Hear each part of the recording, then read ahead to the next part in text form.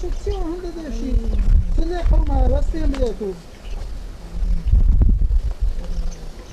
باش فين ناري بس ولا هذا تدوني تصايبنا بواقر انا شو دام هذا الشيء يا ولد مسلم ملامين ابوه ما خويدا ويكون بخورنا كدوي توبنا خود انا ولا محمد تو فين مريت فين بقينا كاكا خورنا كي توبنا خود ما زانم بركي لاقبوينا بالي برشي صراحتي كاين ها قلنا زي كذا سين بيتار شلي بعد تماشا كذا فاردو برا هي لاقبو دس برك هلا زي خذ زراحتك زانا برك خذ لنا كبير اي زانا برك خذ لنا كبير زراحت باك لو عندك قرص ما هي بابا خوش مصلحة الشيء يكب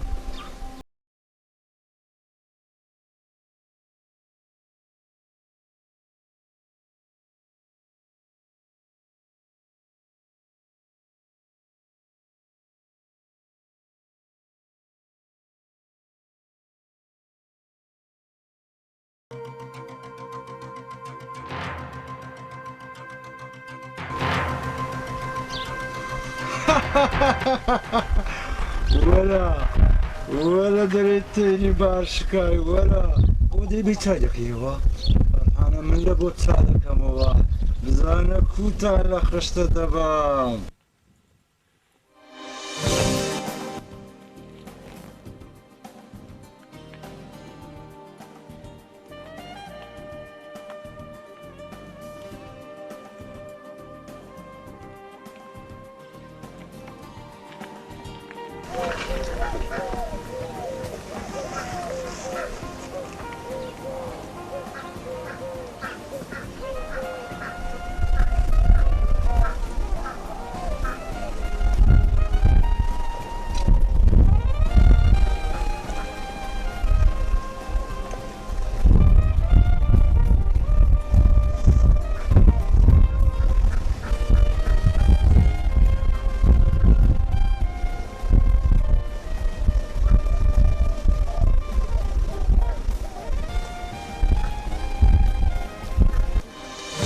ديرم بتسبيتاري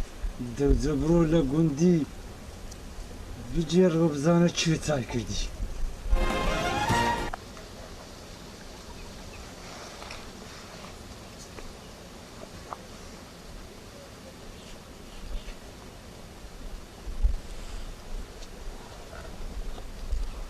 هذا حقارم سامو كاكا هسه تسابو ماستا هسه تسابو قورم تسابو سوا قورم برايلي انا معاه كو قول هيت ايش انه هيت براسة تأكيد هات قصدي يعني هيزنا شيء هيت برايلي انا معاه ورتو تازه هادي داري بالش كابو تازه زور دي شاباز اما دي نستم برام لينا ما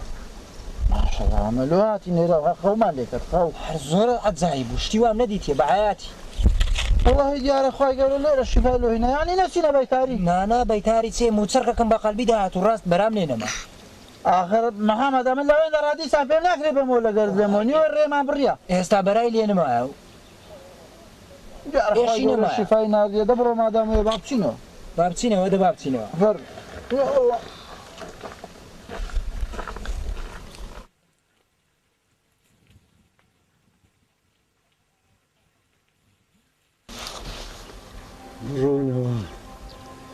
برونوا زبزان إركانتان كوبي ذكر باشتين وكيلوستين زين أو حال خشتتان دبان بس بزاملو على شيء أخوة رودو زارشم سما قاودايتي ما بزام سماني زور كله زور ما زار سما قاوش كتير بدنا كتير بينزا شي جوانه بينزا هذيك هكذا عباسة السلام عليكم. وعليكم السلام مامتها. كاك عباس يا خوي. أخو بخير بيت. محمد بخير. حالك سلامتي. وزعتان كونا باشا. وسي رشمي وسيرت قلت يا. أو كاكتا زماني كل بود. دوزارش مسمع قاودات يتسانبو. ها. هذه. أها تساوي دي. غالي كاوي ليدي كاوش بيدسي. زور شيء لدوي دي. ونقول شيء دي نو. كلها تسلو بجرمه. أو رسمنا أستاين. إيه. محمد وشي تيري بارشكا داري فيدا شربو بو. هر میشینه دکه دیگه خور میشینه که. فقط ستا والله نازم. همش فیلم قلتم أو بيتارك لقندي وديها. إيه. قلتم دوام سينا أو سينا كنا بيتاري. والله فيلم قلتو روشتين لكن مش قادري دارك بيزان دارك ورك. دارك ورك إيه. تا گوندی ايش يبغى تقولي محن ما عندي بو مكاكل لسه شانم بو. قلتم دابا استراحة شي لا بكاي.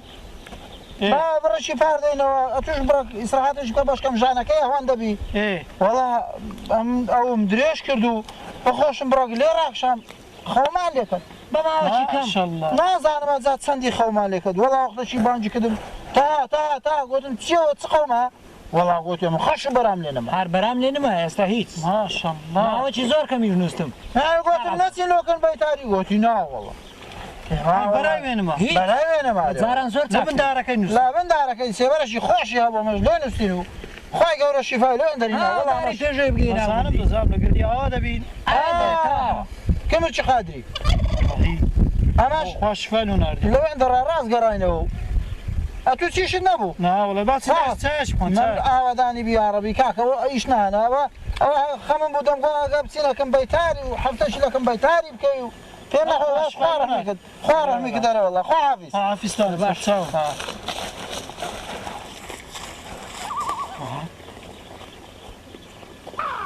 شاملو تسيرك كاينه ولا بنو داري دستي تسابو واش كم زماني تسيرك مش تسالبي ايوا تساك بيبا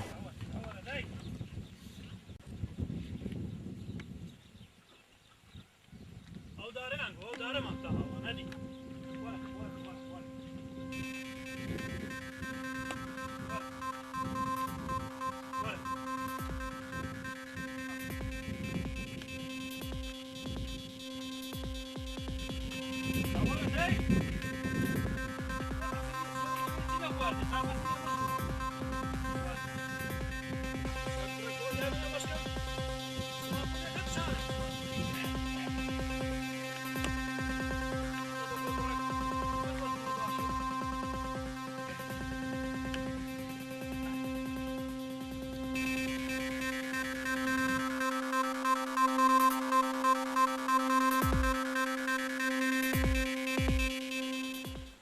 خوالو خاطري او دارا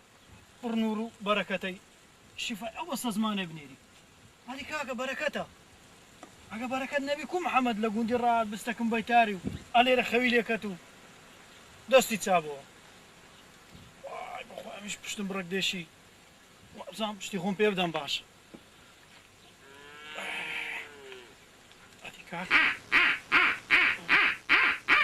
سيرك املو تساكي دارك دبي هم قوند اللي خركمو ما بكريش دارين بكركم داري نابي بيبرم بيوش متفركشي او داريبكا قناعتك دري نوري لي هرستي نور دسري وشي تاراني انا لبيرساو او هم بالك كاسكو زواني وشي تاراني هذه كول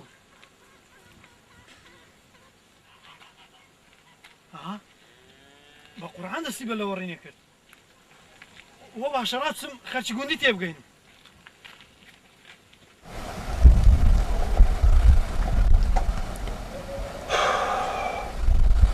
وخرك زور عندك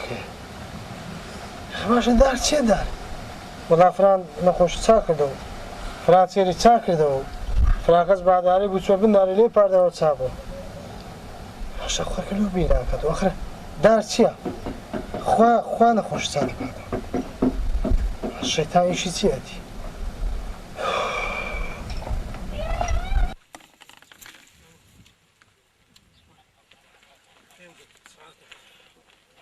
كاتشي من بكر بري اما لو تلرمز قفت دينو لو تدرسم ايوه كل اوت احمد قال لي تسيري من وقت بو مردار بيتو مردار ايوا بو تشابو برالي ما برالي ما كاكا لا والله في خوات قناعتك من دارك بلا وركته حل من دارك ايوا براي ما انت هنا وتسوي ناوي محمد محمد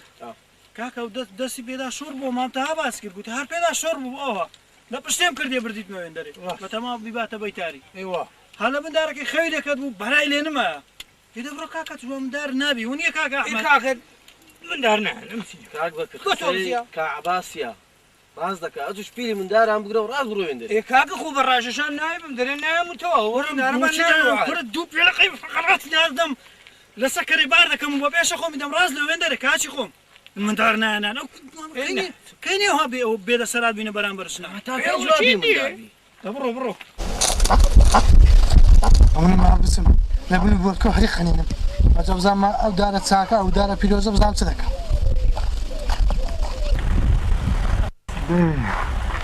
زورم نخشته بجد بير كامه أتو باشتش تسعق بزانيتم أوتي أفترام لوها وتدون نخوش أنا هيس أفتورة تيرا دستي أصل استخوي لي ذاك بفيات ساك توش قطرش يكم زانا كوزرامش بيداكش ورا داي ورا السلام عليكم خوش بي دعائك لو خذ دعائك خدمتك لبري باريو داي استا أتوصل خول هذا كاكا خول هذا نو يا الله لاكو باب لاكو معوض سلكي زين سلكي هاتي ما داري ببغنوا لابني بوتو قطيكم كنا كودي بالروا او دار دزاين سبيروزا كنا نخوش سريش بادار كنا هموش تقالي لتساعدتو او دار قلت بيروزا قلت هموش تساعدكاتو اتو او ليد قرايا كاكا تيكسو هاتي او دار بالروا هاتوش ديالا هر خلتاي كل كاكا شفا بدس خوايا نخوشي بدس خوايا او شتانه بدس دار وديوار او شتانه او چی بدس توا او اگشت شو هموشتك بعمل من احكام نانا هاتو لاكو كاكا لاكو دريم كل دعاء كرة هذا وش مليتو ببركاي حقم ليا أبزت تخوض بوي آزادك أبزت توقع آزاي أو يفردا أو زوير برامر يا الله اخوانا الله نزال ما توقع زال شي دبي بهرسي ساكي نكي وتما تو بياني برامر مغاوستي نكي اخا من هاتما وداري خذ كم وفي خرق لقناع وشت شي دور بي قرا ودار قال بيروزا نكي بيروزا سنه بيش تايتي زامتي لك قرا نكي اعطوا راس ما عملت شكل داي ما عملت شكل داي قرا هالشيء اللي لك تدمي دليلك ها قرا دوني لا تدمي قرا دوني لا كما كاكا قرا سيري لا قرا اعطوا راس سيري لا زيادة كاكا زيادة كنا عمل بخدها هاتما او داري لابن بوتو خد كم بيبسين وبيبغنوا قرا سالي لا كذا زلابة سالي لا باشا كوسي قد بكم اتو سالي دي منها كنا تكلمني با عمو شايلو دنيا ما مالي خو من بالي فيه اوها عشان يعني نميرش عميرش ادي قلنا دا كنا دبيني برادر يك دبيني نوا ادي قلنا دا عقلنا دا سيدا كيفك اوها بس اوزارة بيم اتو دا كجم كيف خوتها باش وعد وعدي بيان ها باش والله نازل سيقا بيكم بينكم كرة سيقا بيبكا سيقا بوش بقى دار زور بيوزا والله أنا سيقا بوي هنية بس والله نازل أكرم ماري دنيا خوشة ويستاتوا ما هم روجة صادي خوشة ويستا بس أتولي لي في أدبي كرة أتولي كرة دبي ساعي مارو مرك صادي ودمي صار أفكرشكم سالي باشا كاك شرطي بيان بها شرطي بيان ده باشا عم اخوة عافيس مرو او ذاتو بيابا سمعني لي ليلو من منيلة والله ديمو هو إلى عارف خۆت بوو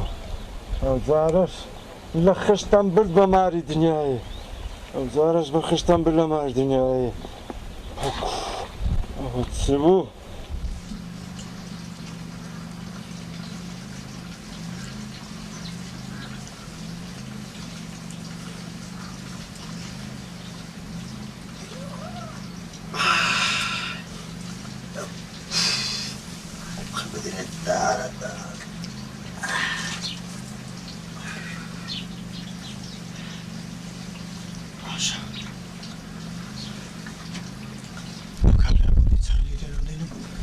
بس دادين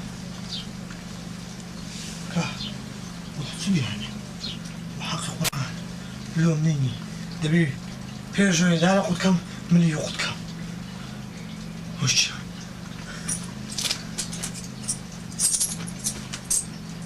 دبي توابي قال والله هم تواب قولي والله أبدال هلا قولي متفضلوا بس أمنا مزعني هلا قولي بركة بو يعني قو هابي من هباش جبلو صاري دي باز دمي مثل من دانا اشتي بينهم اللي ما داعش من دانا توا كل ذا زاني أمك تنصفوش داري كل زاني أمك تنصفوش داري بس أتو خاطرين بغير لا بدري من يقوم يدي يقوم الله كاكا زانتي ترى ذوق من قريناه كل هذا يقوم يحارب باباك بابا هلا بدري تو لا بدري من فريم او كوبيدا كوليتو ولا دري الشكرة مارو دا أو زوجتم الدنيا أو دارا مباركة أو دارا بيروزا خرج ديت أو دارا هذا بتوع والله يا ما يصلحش قناعة بيدي واقعي بقى تدبي لا بدري من قناعات بيه بس لبتو من نازم صبريم نعم تدبي لا بدري من قناعات لبنا المعملة ما كدي أما فيها عيبة فشي ما مو نعم أم شكوك قولي خون بزيقان والله قولي خذ بزيقاني بس يستاج من الشبهة كملتو هي شو بيتزا من كل والله دمتاج ونقى بيعتيا دريسي قنبتوني هنا يكون ما عرض كل دي من تبرادرنا أتشو عندي ما عندهم تساوي من اللي ما عرض أما زور سبورت بوي ما كل كان عندي فيجو اللي كان وقرم ها نبو ما إسا زور سبورت بوي ما خزر نبو كنت أقول نيم نبو حلوتي برادراتي من ذاك يقولك لو قوري باش على كل قالوا داربي خدمتي ذاك إيش قوة تازهاتي وبرين سينازم صبري والله نا خمس أسد الدري شو مزدي ما في أساس صار راسك بعرف شيء عندنا لقيت والله قلت ما هبت بس شيء عمل لقيت ما فهم دبا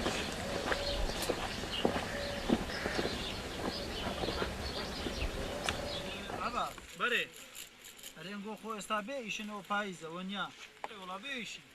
كسي براي او كان خريكه خساري بارانشي ليه بداتن خسار ذبي براستي ايوه لوس بيننا او لو ده كان دقد سواقدن سبيني ما انتهى دين بس بشرتشي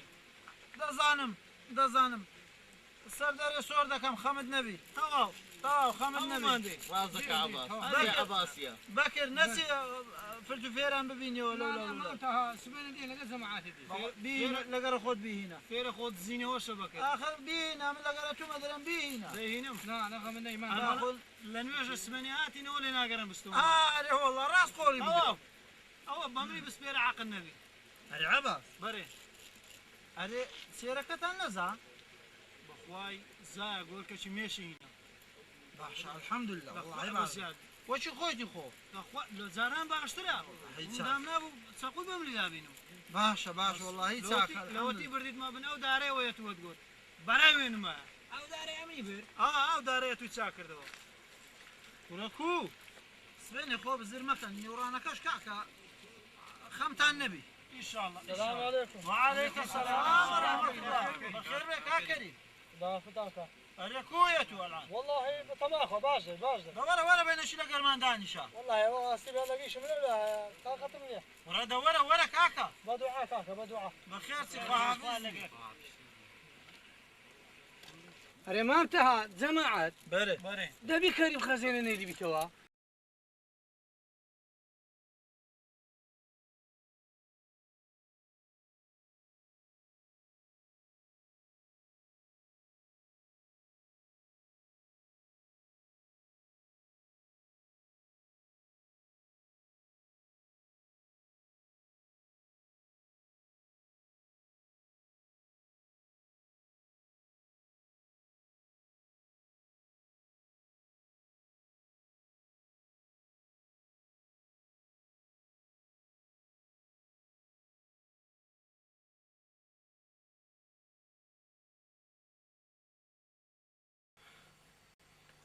كل خولي ناقل لقوتي الخو بيتي الخو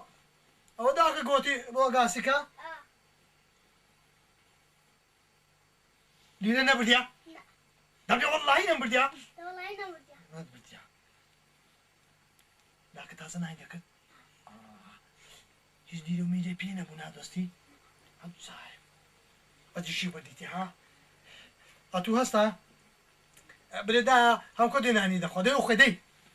عم ادري شعزة اوي انا اكل باش اخواتي دابي اخوات بسم الله الرحمن الرحيم ويجيت خوا بدسي من النبي بدسي بياتشاك وصالعان ومسلي عامي يا الله ما خاولايس بس ما كيا هندي اقو كاكا هندي ابيكارم هندي ابيكارم كريم دورم من كريم انا بابا خودش سنگوینا هی هوال انا بخوای نما ايش والله لا اولي او تو ساعه اخر نيدك حاولت تمشي في سالي او كابل عندك دمزاني او فيلم نيدك دمزاني واحد خونا قلت زي وشكم ها اساسا دارك دبل ما بقران باركش ميك زين عملي او حالي دغه مودمي وجا بارنو نايمي تازه بو عنادي ده شربي اساسا خنزري دبم توري دبم حدنجي كنيا دبي زوج دو خنزري نعود قولي زبدم هذا بيلي يوم الى نخوه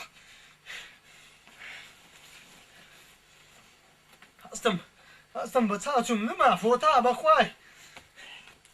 والله عمل اول السيخه بور فزاك يعني ابو ازولي لي انا بشتي من ياشك والله او زاري اليوم الى نخوه ده شربي دبي تور دارسي لداري بدم هاگه همو دنیا بری اجا پیاوا اوزاری منعی منك كريم بارينا ما بخوش نازين بسينا شيتم كده شيت باقادي كتير ها كريم شو يواش بخود ساق دوزاني ملو ساعتي با قول له ساعتي كريم ليرتنا ما بارينا برا شو بيرك قراءة يفشكلني والله بس وش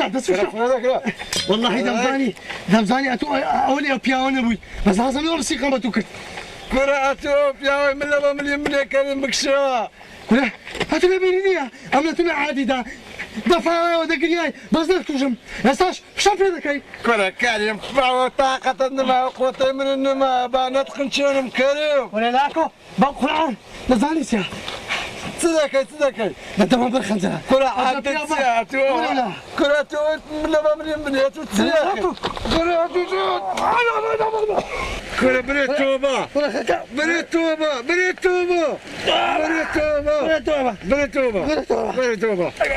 كره توبه كاكا واحد من هاكم السوداني دي تبص سقيتك لعبه راستو اتلقاني وداري بريوا كاكا والله بمناكله تلعب بمناكله اتيك دقه عم يكفي راستو يقف واحد دم كاكا زار جدينا بس يكفي عم يكفي داي بري بزانم كريم بسيارة كتسيا او ها هرشو قرشو دك لا تشوف يا وي مليون بني باشا اتوشي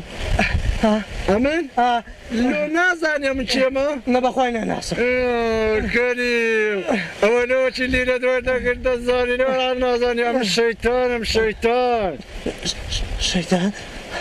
باشا شيطاني والله دابا على اولياء مهدوم ناصر بس باشا يا قصد الشركة كان بخوات دايب زعما ويقيش لك عم دايب ماما وي باشا لو زاريا كم امن هاتم وصانية معايدة بس زور ضعيف بس زور بقوتي كريم اتي كم زاري اتينيت لو خوابو لو خوالك بشلبو امن درها قنات بأصاني لعادي دم بزارة لولي لو بارو بولياتي بارو بولي لو درها قيمنا يا كريم والله ما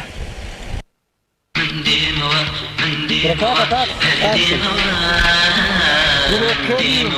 أتوقع ذلك هاتي